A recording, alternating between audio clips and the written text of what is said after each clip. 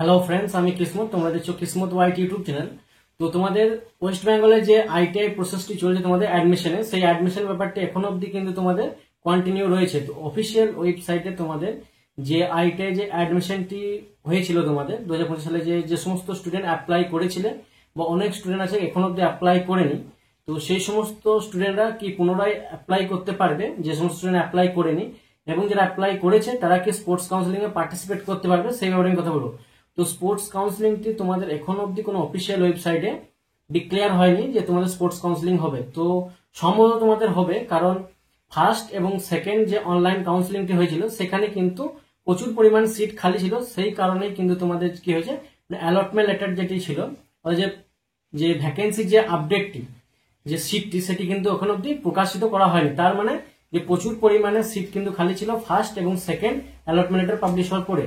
সেই কারণে কিন্তু তোমাদের সেকেন্ড যে অনলাইন চয়েস ফিলিংটি হয়েছে সেখানে কিন্তু থার্ড অ্যালটমেন্ট লেটারটি জেনারেট হয়েছে। তো যে সমস্ত স্টুডেন্ট তোমরা থার্ড অ্যালটমেন্টে তোমরা চান্স পাওনি, এবং অনেকজন কি করেছে যে অটো আপগ্রেশন করার পরেও কিন্তু কলেজ চেঞ্জ হয়নি বা অনেকজনের হয়েছে, তো সেই সমস্ত স্টুডেন্টদেরকে বলছি, এবং যারা অ্যাপ্লাই করেন সেই সমস্ত স্টুডেন্টদের বলছি, যখন স্পোর্টস কাউন্সিলিং তোমাদের স্টার্ট হবে তখন কিন্তু তোমাদের কি হবে না, তোমাদের একবার সুযোগ দেওয়া হয়ে থাকে। যে সমস্ত স্টুডেন্ট অ্যাপ্লাই করেন তাদেরকে একবার অ্যাপ্লাই করার সুযোগ দেওয়া হয়ে থাকে, বা কিছুদিনের জন্য তোমাদের কি হয়ে থাকে, অফিসিয়াল ওয়েবসাইটটি খোলা হয়ে থাকে সেই অ্যাপ্লাই করার জন্য। এবং যারা অলরেডি অ্যাপ্লাই করেছে তারাও কিন্তু পার্টিসিপেট করতে পারবে। তো সেখানে একটা নির্দিষ্ট র্যাঙ্ক বলে দেওয়া হয়, 1 থেকে 20,000, 20,000 থেকে 30,000, 30,000 থেকে 40,000, বা 40 থেকে 50,000 অব্দি কিন্তু র্যাঙ্ক, যে যতটা অ্যাপ্লাই করা থাকে স্টেপ বাই স্টেপ কিন্তু তোমাদের বলা হয়ে থাকে। তো সেই সমস্ত স্টুডেন্টদের স্পোর্টস কাউন্সিলিং মানেটা কি, ফার্স্ট কাম ফার্স্ট সার্ভ বেসিসে হয়ে থাকে, যেটি তোমাদের কি না অনলাইনে হবে না, এবং তোমাদের ডাইরেক্ট কলেজ, যে কলেজে সিট খালি থাকবে, ভ্যাকেন্সি থাকবে, সেই কলেজে কিন্তু ডাইরেক্ট গেলে তোমরা তোমাদের যে সিটটি থাকবে, তোমাদের যে পছন্দ থাকবে, যে ট্রেডগুলি, যে ট্রেডে খালি থাকবে, সেই সমস্ত ট্রেডে কিন্তু তোমরা অ্যাপ্লাই করতে পারবে, তোমরা অ্যাডমিশন নিতে পারবে। এবং তোমাদের যে সমস্ত স্টুডেন্ট অটো আপগ্রেশন প্রসেসের ব্যাপারে করছে, মানে অটো আপগ্রেশন করবে ভাবছো, বা বাড়ি থেকে অনেকটা দূরে তোমরা কলেজে চান্স পেয়েছো, সেটা বাড়ির নিয়ারেস্ট যে সমস্ত কলেজগুলি রয়েছে সেই সমস্ত কলেজে অ্যাডমিশন নেবে ভাবছো, সেই সমস্ত কলেজে কিন্তু তোমরা অ্যাডমিশন নিতে পারবে। তখন কি হবে, sports counselling first come first serve বেসিসে হয়ে থাকে। সেক্ষেত্রে তোমাদের একটা নির্ধারিত র্যাঙ্ক বলে থাকে, যেটা আমি আগে বললাম, যে নির্ধারিত র্যাঙ্ক বলে দেওয়া থাকে, সেই র্যাঙ্ক অনুসারে কিন্তু তোমরা যাবে। কিন্তু যারা নতুন করে অ্যাপ্লাই করবে তাদের কিন্তু একটা র্যাঙ্ক কার্ড জেনারেট হবে, সেই বেসিসে যে র্যাঙ্ক কার্ডটি থাকবে সেই র্যাঙ্ক কার্ডটি শুধুমাত্র নিয়ে যাবে।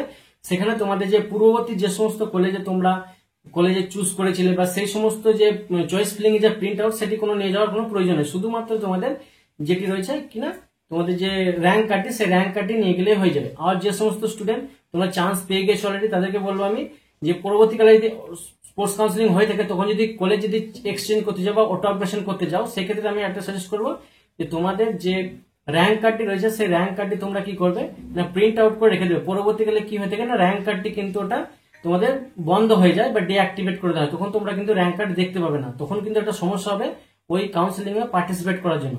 তো এটা হচ্ছে ব্যাপারটি, যারা বুঝতে পেরেছে তাদেরকে, যদি কেউ যদি বুঝতে না পারো ভিডিওটি, তো কমেন্টে জানাবে যে কিরকম কি প্রবলেম রয়েছে। এবং যারা চান্স পেয়েছো অলরেডি, অটো আপগ্রেশন হয়নি কলেজ বা চেঞ্জ হয়নি, যে কলেজটি ছিল সেকেন্ড চয়েস ফিলিং এ সেই কলেজটি রয়ে গেছে, এবং তোমাদের চয়েস ফিলিং এর যে স্ট্যাটাসটি রয়েছে সেখানে না দেখাচ্ছে, অর্থাৎ তুমি কোনো কলেজ চুজ করনি। যেমন আমি আগেই বলেছিলাম যে অ্যালটমেন্ট যে র্যাঙ্ক কার্ডটি, সেটি তোমাদের হাইড হয়ে যাবে, সেম অ্যাজ ইট ইজ কিন্তু এখানেও হয়েছে, যে চয়েস ফিলিং তোমরা কোন কোন কলেজগুলি করেছিলে সেগুলি কিন্তু তোমাদের আস্তে আস্তে যে ফার্স্ট কাউন্সিলিং এ যে কলেজগুলি চুজ করেছিলে, সেক্ষেত্রে তোমাদের কি হয়েছে, সেকেন্ড অনলাইন কাউন্সিলিং হওয়ার সময় কিন্তু সেই কলেজগুলি কিন্তু তোমাদের বাতিল হয়ে গেছে। তো অ্যাজ ইট ইজ সেম কিন্তু প্রসেস হয়ে থাকে, যখন কিন্তু স্পোর্টস কাউন্সিলিং স্টার্ট হয়ে থাকে তখন কিন্তু পূর্ববর্তী যে সমস্ত র্যাঙ্ক কার্ডগুলি থাকে সেগুলি কি করে বন্ধ করে দেওয়া হয়।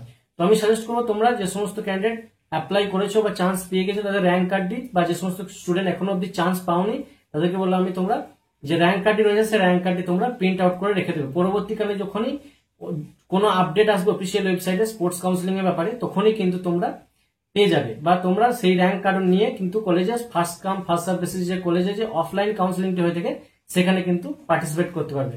তো ভিডিও যদি ভালো লেগে থাকে বন্ধুদের মধ্যে অবশ্যই শেয়ার করে দেবে, এবং আমাদের চ্যানেলে যদি নতুন দর্শক হয় চ্যানেলটিকে সাবস্ক্রাইব করে দেবে, পাশে থাকা বেল আইকনটি প্রেস করে অল নোটিফিকেশনটি অন করে দেবে। তো আজকে এই পর্যন্ত।